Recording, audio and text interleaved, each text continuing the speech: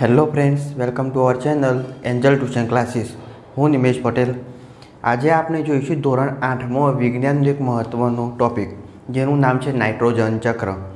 આજ સુધીની એક પણ પરીક્ષા એવી નહીં હોય કે જેમાં વિજ્ઞાનના પેપરમાં નાઇટ્રોજન ચક્ર વિશેનો પ્રશ્ન ન પૂછાયો હોય. તો આ નાઇટ્રોજન ચક્ર એટલે શું? આજે આપણે એની ચર્ચા કરશું એકદમ સરળ પદ્ધતિમાં. તો ચલો, નાઇટ્રોજન ચક્ર.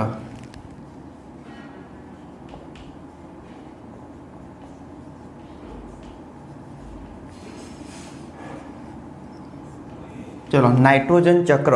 ચક્ર એટલે શું?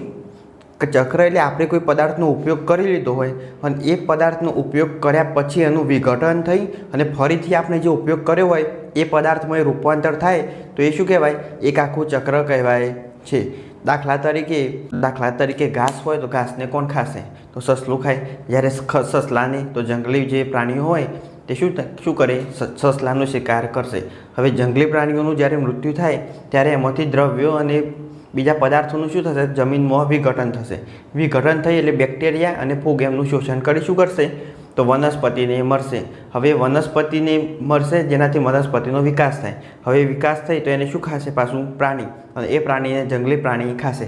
તો એ રીતના જે આખું સર્કલ રચાય તો એને શું કહેવાય? એક પ્રકારે ચક્ર કહેવાય છે. તો એ જ રીતે આ નાઇટ્રોજન ચક્ર આવેલું છે. તો આજે આપણે ચર્ચા કરશું નાઇટ્રોજન ચક્ર. તો ચલો, નાઇટ્રોજન ચક્ર જોઈએ. તો પહેલાં જોઈશું વાતાવરણમાં રહેલ સૌથી વધુ પ્રમાણમાં નો વાયુ. એટલે કે શું? તો વાતાવરણમાં રહેલ સૌથી વધુ પ્રમાણનો વાયુ એટલે એનું પ્રમાણ કેટલું? તો 78%. નાઇટ્રોજનનું પ્રમાણ કેટલું? તો વાતાવરણમાં નાઇટ્રોજનનું પ્રમાણ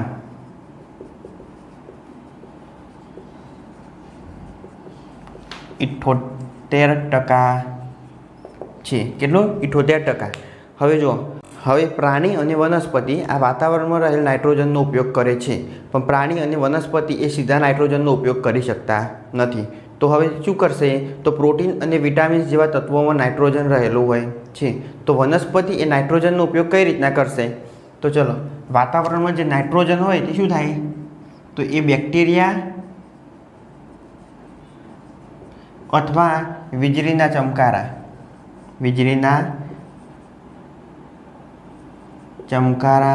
દ્વારા જમીનમાં સ્થાપન થશે. ચલો, હવે આપણે જોયું એ પ્રમાણે પ્રોટીન અને વિટામિન્સમાં નાઇટ્રોજનનું પ્રમાણ હોય તો આ નાઇટ્રોજન એને જમીનમાં સ્થાપન કોણ કરશે? તો એક ખાસ પ્રકારના બેક્ટેરિયા હશે. કે બેક્ટેરિયા અથવા તો આ વીજળીના ચમકારાથી પણ જે વાતાવરણનું નાઇટ્રોજન હોય એનું જમીનમાં સ્થાપન થશે. હવે જમીનમાં સ્થાપન થાય તો ત્યાં શું હોય? તો એ બેક્ટેરિયા હશે. તો એ બેક્ટેરિયા એ આ વાતાવરણમાંથી જે નાઇટ્રોજન હોય એને શું કરશે? ક્ષારમાં રૂપાંતર કરશે. તો ચલો લખીએ, જમીનના બેક્ટેરિયા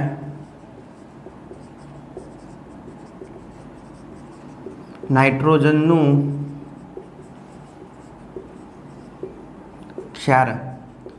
ક્ષારમાં રૂપાંતર કરશે. ચલો, હવે આ જમીનમાં નાઇટ્રોજનનું ક્ષારમાં રૂપાંતર થઈ ગયું તો એ ક્ષારનું શું કરશે? તો એ ક્ષારનું વનસ્પતિ શોષણ કરશે. ચલો, શું કરશે? ક્ષારનું વનસ્પતિ શોષણ કરશે. ચલો, ઉદાહરણ આપણે જાણીએ જ છીએ કે કઠોળ વર્ગની વનસ્પતિ હોય એટલે કે સિમ્બિકુળની વનસ્પતિ હોય તો એના મૂળમાં મૂળગંટિકા આવેલી હોય. એ મૂળગંટિકામાં રાઇઝોબિયમ નામના બેક્ટેરિયા વસવાટ કરે. હવે એ રાઇઝોબિયમ નામના બેક્ટેરિયા શું કરશે? તો જે જમીનની અંદર અને વાતાવરણમાં જે નાઇટ્રોજન હોય એનું શોષણ કરશે અને વનસ્પતિને પૂરો પાડશે. એટલે વનસ્પતિ સીધું વાતાવરણમાંથી નાઇટ્રોજન મેળવી શકશે નહીં. એટલે શું કરશે? નીચે જે બેક્ટેરિયા હોય એના દ્વારા વાતાવરણમાંથી નાઇટ્રોજનનું શોષણ થશે અને વનસ્પતિને પૂરું પાડશે. બદલામાં વનસ્પતિ શું કરશે? તો પોતાનું તૈયાર ખોરાક હોય એ બેક્ટેરિયાને આપશે. ચલો, ક્ષારનું વનસ્પતિ એમાં શોષણ કરશે. પછી શું થશે? તો ક્ષારનું વનસ્પતિ શોષણ કરશે. તો હવે વનસ્પતિને તો ક્ષાર સ્વરૂપે નાઇટ્રોજન મળી ગયો. હવે પ્રાણીને કઈ રીતના મળશે? તો આ વનસ્પતિને કોણ ખાશે? તો એ ખાશે પ્રાણી. તો ચલો, વનસ્પતિનો ખોરાક તરીકે પ્રાણી ઉપયોગ કરશે. ચલો, આ વનસ્પતિને ક્ષાર સ્વરૂપે નાઇટ્રોજન મળ્યો. હવે એ વનસ્પતિમાં નાઇટ્રોજનનું પ્રમાણ હશે જ. હવે એ વનસ્પતિનો ખોરાક તરીકે પ્રાણીઓ ઉપયોગ કરશે, એટલે કે પ્રાણીઓ વનસ્પતિને ખાશે, એટલે શું થાય? તો વનસ્પતિમાં રહેલ નાઇટ્રોજન પ્રાણીઓને મળશે. ચલો, એ જ રીતના વનસ્પતિ અને પ્રાણીઓને નાઇટ્રોજન મળી ગયો. હવે શું થશે કે કોઈક સમયે કે જ્યારે વનસ્પતિ અને પ્રાણીઓ બંને નાશ પામશે, એટલે કે વનસ્પતિ હવાઈ જાય અને પ્રાણીઓ નાશ પામશે, ત્યારે એમનું વિઘટન થશે. અને વિઘટન થઈ અને જે ઘટકો હશે એ બધા જમીનમાં દ્રાવ્ય થશે. હવે એ ઘટકો જ્યારે જમીનમાં દ્રાવ્ય થાય ત્યારે જમીનની અંદર શું આવેલું હોય? તો જમીનમાં કેટલાક બેક્ટેરિયા આવેલા હોય. બેક્ટેરિયા. તો આ બેક્ટેરિયાનું કાર્ય શું? તો એ વિઘટન પદાર્થમાંથી નાઇટ્રોજનનું શોષણ કરશે અને નાઇટ્રોજનનું શોષણ કરી અને અમુક વનસ્પતિને આપશે અને અમુક નાઇટ્રોજન હવામાં મુક્ત કરશે. ચલો, આ બેક્ટેરિયા શું કરશે? તો નાઇટ્રોજનનું એ વિઘટન પદાર્થમાંથી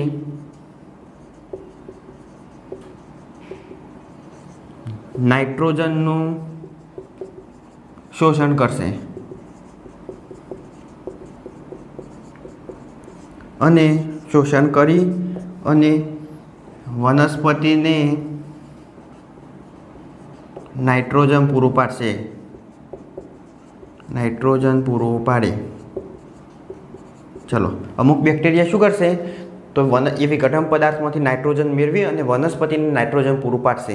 જ્યારે અમુક પ્રકારના બેક્ટેરિયા કે જે એ વિઘટન પદાર્થમાંથી નાઇટ્રોજન હવામાં મુક્ત કરશે અને અમુક બેક્ટેરિયા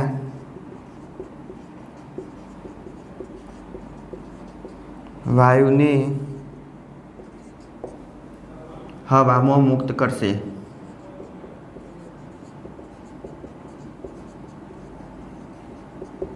તો ચલો, આપણે આગળ જોયું એ પ્રમાણે વાતાવરણમાં નાઇટ્રોજન કેટલો હોય? 78%. તો અહીં આગળ શું આવ્યું કે અમુક બેક્ટેરિયા પાછા એ વાયુ એટલે કે નાઇટ્રોજનને શું કરશે? વાતાવરણમાં મુક્ત કરશે. એટલે વાતાવરણમાં નાઇટ્રોજનનું પ્રમાણ કેટલું? તો 78% જળવાઈ રહે છે. તો આ રીતના શું થાય? તો વનસ્પતિ ઉપયોગ કરશે, પછી વનસ્પતિ અને પ્રાણી બે નાઇટ્રોજન વાયુ મેળવશે અને પછી એમનું મૃત્યુ થાય, એટલે કે કોહવાઈ જાય જ્યારે વનસ્પતિ, ત્યારે એનું વિઘટન થાય. વિઘટન થાય એટલે શું છૂટું પડશે? તે વિઘટન પદાર્થમાંથી નાઇટ્રોજન જે અલગ પડશે એ બેક્ટેરિયા દ્વારા કાં તો જમીનમાં સ્થાપન થશે, કાં તો પછી એને વાયુમાં રૂપાંતર કરશે.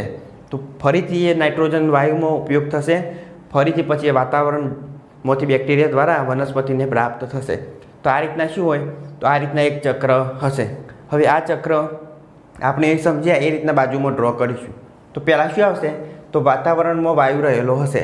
તો પહેલાં લખીએ, ચલો, વાતાવરણમાં નાઇટ્રોજન.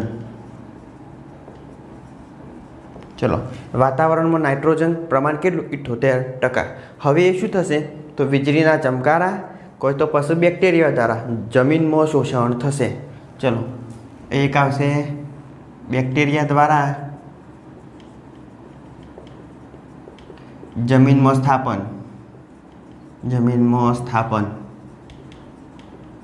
ચલો, શું થાય? તો એ વાતાવરણમાં જે નાઇટ્રોજન હોય એ બેક્ટેરિયા દ્વારા જમીનમાં સ્થાપન થશે. ચલો, હવે એક એ રીતના થાય અને બીજી પદ્ધતિ કઈ? તો વીજળીના ચમકારા દ્વારા. ચલો, બીજી પદ્ધતિ તો આવશે વીજળીના ચમકારા દ્વારા. એના દ્વારા પણ શું થાય? તો નાઇટ્રોજનનું શોષણ થાય. ચલો, આ બેક્ટેરિયા દ્વારા જમીનમાં સ્થાપન થશે તો એનું રૂપાંતર શેમાં થશે? તો બેક્ટેરિયા શું કરશે? તો નાઇટ્રોજનનું ક્ષારમાં રૂપાંતર કરશે. શું કરશે? નાઇટ્રોજનનું ક્ષારમાં રૂપાંતર થશે. ચલો, નાઇટ્રોજનનું શું થાય જમીનમાં? તો બેક્ટેરિયાએ નાઇટ્રોજનનું ક્ષારમાં રૂપાંતર કરશે. તો અહીંયા આગળ વીજળીના ચમકારા અને ત્યાંથી સીધું શું થશે? તો નાઇટ્રોજનનું ક્ષારમાં રૂપાંતર થશે. હવે આ ક્ષારમાં રૂપાંતર થઈ ગયું તો એ ક્ષારમાં રૂપાંતર થયા પછી એ નાઇટ્રોજનનો ઉપયોગ કોણ કરશે? તો એનો ઉપયોગ કરશે વનસ્પતિ. કોણ કરશે? વનસ્પતિ શું કરશે? પોતાના મૂળ દ્વારા આ નાઇટ્રોજનનું શોષણ કરશે. એટલે કે અમુક બેક્ટેરિયા હોય, રાઇઝોબિયમ બેક્ટેરિયા જેવા, કે શું કરશે? તો વાતાવરણમાંથી નાઇટ્રોજન શોષી જમીનમાંથી શોષણ કરી અને વનસ્પતિને પૂરો પાડશે. તો એ રીતના હવે વનસ્પતિ શું કરશે? તો આ ક્ષારમાંથી નાઇટ્રોજન મેળવશે. તો ચલો હવે અહીં આવશે વનસ્પતિમાં નાઇટ્રોજનનું શોષણ. ચલો શું થશે? ક્ષારમાંથી વનસ્પતિ શું કરશે? નાઇટ્રોજનનું શોષણ કરશે. ચલો હવે વનસ્પતિ નાઇટ્રોજનનું શોષણ કરી લીધું પછી એ વનસ્પતિનો ખોરાક તરીકે ઉપયોગ કોણ કરશે? તો પ્રાણીઓ. તો ચલો હવે લખીએ, પ્રાણીઓ એ આ વનસ્પતિનું શું કરશે? ખોરાક તરીકે ઉપયોગ કરશે. ચલો આ પ્રાણીઓ એ વનસ્પતિનો ખોરાક તરીકે ઉપયોગ કર્યો એટલે કે પ્રાણીઓને વનસ્પતિમાંથી શું મળ્યું? તો નાઇટ્રોજન મળ્યું. તો અહીં આગળ વનસ્પતિને પણ નાઇટ્રોજન મળ્યું, જ્યારે પ્રાણીઓને પણ નાઇટ્રોજન મળ્યું. હવે અમુક સમય બાદ શું થશે? તો વનસ્પતિ કોહવાઈ જશે. જ્યારે પ્રાણીઓ મૃત્યુ પામશે તો એ બંનેનું વિઘટન થશે, અને વિઘટન થાય એટલે વિઘટિત પદાર્થમાંથી શું કરશે? તો જે બેક્ટેરિયા આવેલા હોય તે નાઇટ્રોજનનું શોષણ કરશે. જે અમુક પ્રકારના બેક્ટેરિયા હોય તે શું કરશે? તો આ વિઘટન પદાર્થમાંથી નાઇટ્રોજનનું શોષણ કરી અને જમીનમાં સ્થાપન કરશે. તો ચલો હવે આ પદાર્થ હોય તો ચલો આ વિઘટન થાય અને તો શું થશે? એટલે કે વિઘટન થયા પછી એનું રૂપાંતર ક્યાં થશે? તો એ પાછું જમીનમાં. આ ક્યાં આવશે? જમીનમાં નાઇટ્રોજનનું ક્ષારમાં રૂપાંતર. હવે આ પદાર્થો મૃત્યુ પામશે જ્યારે પ્રાણીઓ અને વનસ્પતિ તેમનું વિઘટન થઈ આવશે. શું ક્યાં થશે? જમીનમાં. અને જમીનમાં જે બેક્ટેરિયા હોય શું કરશે? તો એમાંથી નાઇટ્રોજનનું શોષણ કરશે. હવે એ નાઇટ્રોજનનું શું કરશે? તો અમુક નાઇટ્રોજન હોય એનું સીધું પાછું વનસ્પતિમાં શોષણ થાય, જ્યારે અમુક નાઇટ્રોજન હોય તો જેને વાયુમાં રૂપાંતરિત થશે. તો ચલો અહીં આવશે વિઘટન પછી જમીનમાં નાઇટ્રોજનનું પ્રમાણ, ત્યાંથી વનસ્પતિમાં અથવા તો ત્યાંથી શું આવે? વાયુમાં નાઇટ્રોજન મુક્ત થાય.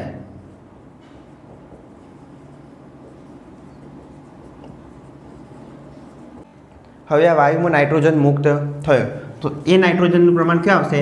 તો આવશે વાતાવરણમાં. તો એનું પ્રમાણ કેટલું હશે? 78% આસપાસ પ્રમાણ જળવાઈ રહે છે. તો આ હતું નાઇટ્રોજન ચક્ર. ચલો ફરીથી એકવાર રિવિઝન કરીએ. પહેલાં તો વાતાવરણમાં નાઇટ્રોજનનું પ્રમાણ કેટલું? 78%. હવે એ નાઇટ્રોજનનો ઉપયોગ પ્રાણી અથવા વનસ્પતિ સીધી રીતે કરી શકતા નથી. એટલે શું કરશે? ઉપયોગ માટે જરૂરી છે પ્રોટીન માટે અને વિટામિન્સ. એમાં શું હાજર હોય? તો એમાં નાઇટ્રોજન હાજર હોય છે. તો ચલો હવે શું કરશે? તો બેક્ટેરિયા દ્વારા એ નાઇટ્રોજનનું જમીનમાં સ્થાપન થશે, અથવા તો વીજળીના ચમકારાથી સ્થાપન થાય. હવે જમીનમાં સ્થાપન થઈ ગયું, પણ કઈ રીતના થશે? તો જમીનમાં એ બેક્ટેરિયા આવેલા હોય તો બેક્ટેરિયા શું કરશે? કે જે આ નાઇટ્રોજનનું ક્ષારમાં રૂપાંતર કરશે. હવે આ નાઇટ્રોજનનું ક્ષારમાં રૂપાંતર થાય પછી એક ક્ષારનો ઉપયોગ કોણ કરશે? તો વનસ્પતિ પોતાના ખોરાક તરીકે ઉપયોગ કરશે. તો વનસ્પતિની અંદર નાઇટ્રોજનનું શોષણ થઈ ગયું. હવે વનસ્પતિનો ઉપયોગ કોણ કરશે? તો પ્રાણી કરશે. એટલે પ્રાણીમાં પણ નાઇટ્રોજનનું શોષણ થયું. હવે પ્રાણી અને વનસ્પતિ જ્યારે મૃત્યુ પામશે ત્યારે શું થાય? વિઘટન પામશે. અને વિઘટન થયા પછી જમીનની અંદર ભળી જશે, કે જેમાં શું આવેલું હોય? નાઇટ્રોજન પણ આવેલું હોય. હવે એ નાઇટ્રોજનનું આ બેક્ટેરિયા શું કરશે? તો અમુક સીધા ક્ષારમાં રૂપાંતર કરી અને સીધો વનસ્પતિને આપશે, જ્યારે અમુક નાઇટ્રોજન હોય તે હવામાં મુક્ત થશે. ફરી એ નાઇટ્રોજન એ વાતાવરણમાં 78% પ્રમાણમાં આવશે અને ફરીથી બેક્ટેરિયાનું જમીનમાં સ્થાપન થઈ અને આ ફરીથી પ્રક્રિયા ચાલુ થાય છે. તો આ એક ચક્ર જેવું બનશે કે જો નાઇટ્રોજન વાયુનો ઉપયોગ શરૂઆત થઈ ત્યાંથી ફરીથી વિઘટન પામી અને ફરીથી એ જ વાયુનો ઉપયોગ થાય, અને શું કહેવાય? નાઇટ્રોજન ચક્ર કહે છે. જો વિડીયો ગમ્યો હોય તો લાઈક કરો, શેર કરો, ચેનલને સબસ્ક્રાઈબ કરો. ત્યાર સુધી જય હિન્દ, જય ભારત.